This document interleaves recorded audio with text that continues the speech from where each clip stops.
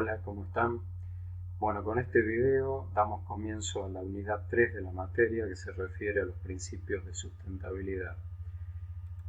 En esta primera clase vamos a hablar del cambio climático como marco contextual de este tema y en las clases siguientes ya vamos a desarrollar con profundidad cada uno de esos principios de sustentabilidad. Bueno, respecto al cambio climático, creo que ya todos están bastante informados sobre el tema porque está muy en auge en los últimos años. Pero bueno, básicamente podemos decir que estamos en presencia de un incesante aumento de la emisión de gases de efecto invernadero, que no es algo nuevo, sino que se viene incrementando progresivamente a partir de la revolución industrial en el siglo XIX. Todo esto ha ido provocando un fenómeno de calentamiento global que no necesariamente se expresa solamente en incrementos de temperatura, sino más bien en fenómenos climáticos extremos de distinta naturaleza. El efecto invernadero en realidad es un fenómeno natural que regula la temperatura de la Tierra y de hecho explica que exista la vida en la Tierra. Pero las actividades modernas, con su emisión de gases de efecto invernadero, alteran las características de la atmósfera, que retiene una mayor cantidad de calor de la que sería recomendable para una situación de equilibrio ecológico. La Tierra en realidad sufrió sucesivos calentamientos y glaciaciones en procesos y siglos que llevaban miles o millones de años, pero el proceso actual está generando cambios de la misma magnitud en apenas cientos de años y con una aceleración creciente.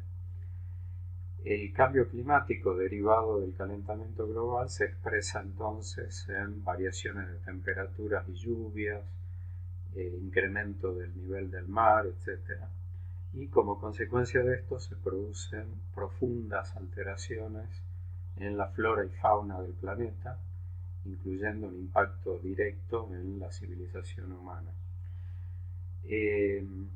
Bueno, muchos centros científicos, como en esta página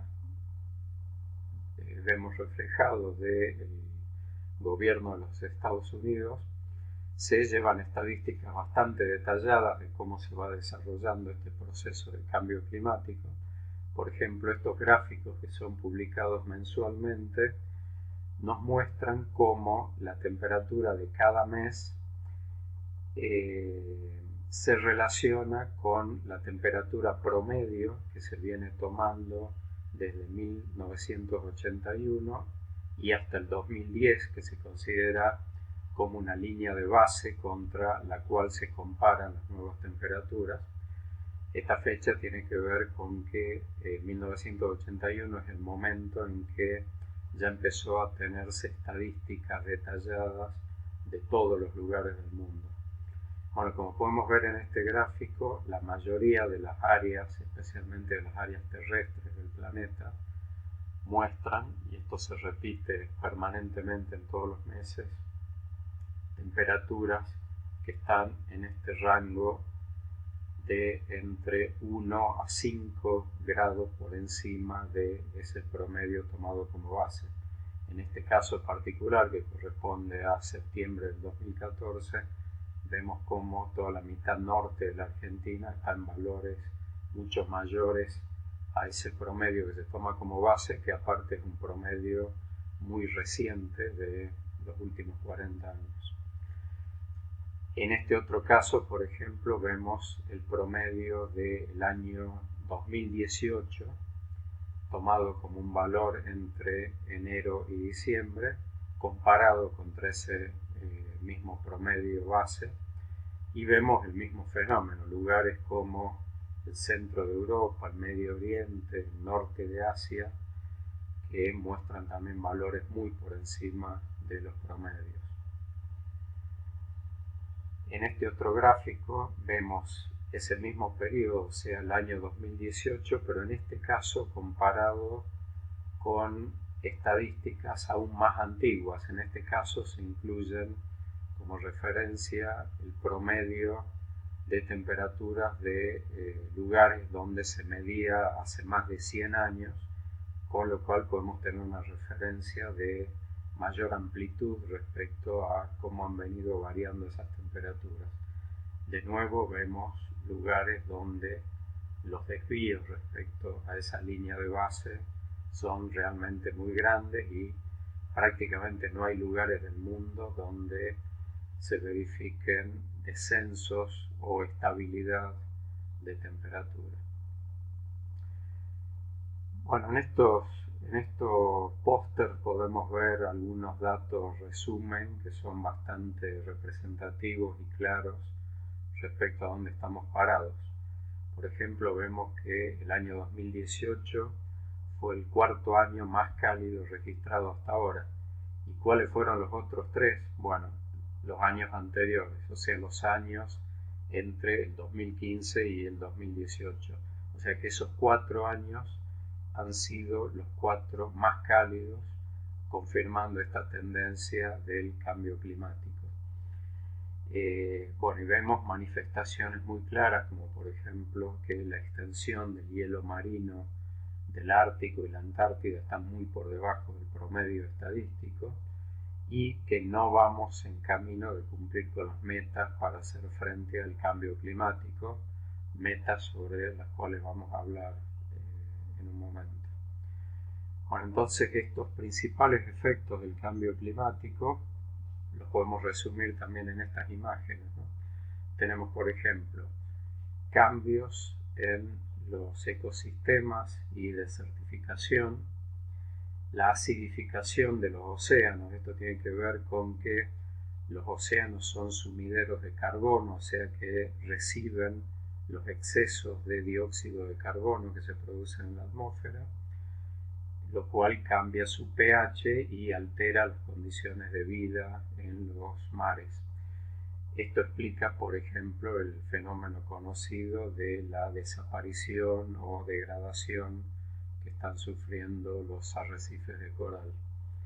Bueno, tenemos también el fenómeno de extinción de numerosas especies animales, el derretimiento de los polos y la subida del nivel del mar, fenómenos meteorológicos extremos, y esto provoca también cambios en el hábitat humano y la producción de migraciones masivas y otros fenómenos de alto impacto social.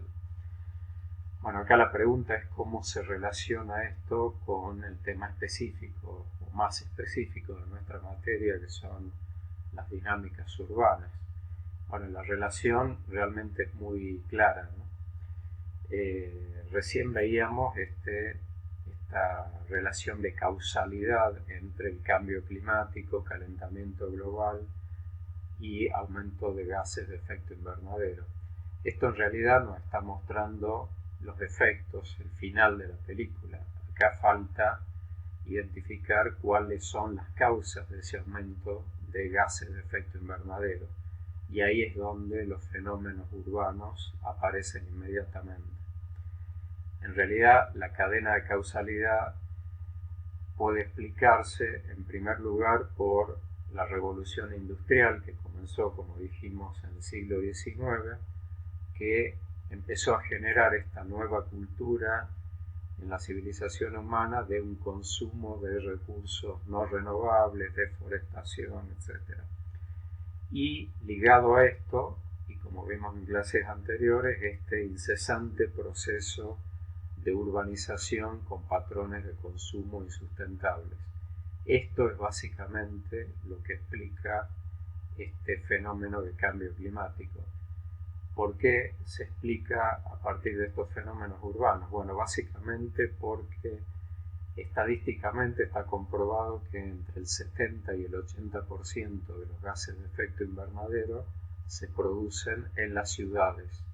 Y la principal fuente de producción de esos gases es el sistema de movilidad urbana, o sea, dicho de una manera muy directa, nuestros autos, nuestro sistema de transporte automotor, todo lo que sea movilidad no generada por el ser humano o por animales.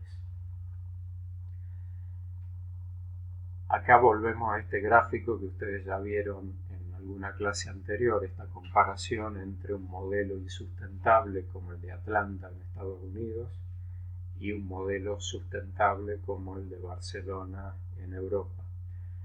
Recuerdan que habíamos hablado que Barcelona produce menos de un 10% de los gases de efecto invernadero que produce Atlanta. ¿Cómo se explica esto? Bueno, básicamente porque una ciudad compacta como Barcelona no necesita o no es dependiente en la misma medida del transporte automotor individual. Es una ciudad donde cualquier actividad, cualquier función urbana está a 15 o más tardar 30 minutos de los centros de residencia y utilizando transporte público que son mucho más eficientes en términos de consumo energético, sea la red de subterráneos, la red de buses, etc. Atlanta, por el contrario, depende absolutamente de los sistemas de movilidad automotor, ya que no hay sistema de transporte público que pueda dar servicio a un área urbana tan extendida y con tan baja densidad. Acá volvemos también a un punto que ya habíamos hablado en clases anteriores, que es esta crisis global de las ciudades en el siglo XXI. En este caso, mostramos cómo esa crisis se manifiesta en algunos aspectos ya un poco más específicos, ¿no? Por ejemplo, el uso insustentable de los territorios, como acabamos de ver, el sobreconsumo de energías extrasomáticas y no renovables, el deterioro de áreas naturales, el abandono de roles productivos, por ejemplo, áreas rurales que son urbanizadas, la deficiente gestión de los residuos sólidos y efluentes líquidos, las infraestructuras insuficientes y tardías que tienen que ver con la ineficiencia de estas ciudades extendidas, la atomización e ineficiencia de los sistemas de salud y educación, que tiene que ver también con el mismo problema. En general, la pérdida de calidad en la experiencia humana, que tiene que ver con todos estos factores que vimos anteriormente, y derivado de eso, la marginalidad y violencia urbana que vemos cómo se difunde en gran cantidad de ciudades y regiones del mundo. También habíamos visto, como parte de esta crisis de la ciudad en la era de las comunicaciones, la cuestión específica de la ciudad archipiélago, la dependencia del automóvil, el incremento del consumo energético, que se ve reflejado en estos modelos de desarrollo urbano que están tan difundidos en el mundo y que lamentablemente son lo que podríamos llamar el modelo aspiracional que tienen muchas de nuestras clases medias y altas urbanas. Como vemos en esta imagen, es una ciudad, una parte de la ciudad netamente residencial, no tiene comercios, escuelas, puntos de convivencia social, es simplemente privatizar una parte del medio natural para uso propio, pero no hay forma de vivir en estas urbanizaciones sin tener un medio de transporte individual. Esto lo vemos tanto en urbanizaciones privadas como en urbanizaciones producidas por el Estado. Esto, en el caso de Salta, lo vemos también de una manera muy clara, especialmente en los barrios del sur de la ciudad. Y el efecto es este, ¿no? Miles de vehículos moviéndose diariamente de ida y de vuelta entre las áreas de residencia y las áreas de trabajo. Y ligado a eso, la necesidad de generar infraestructura vial permanentemente y que nunca resulta suficiente porque estas infraestructuras terminan después facilitando o induciendo un mayor volumen de tránsito. Bueno, con estos contenidos terminamos la primera parte de esta clase. Muchas gracias.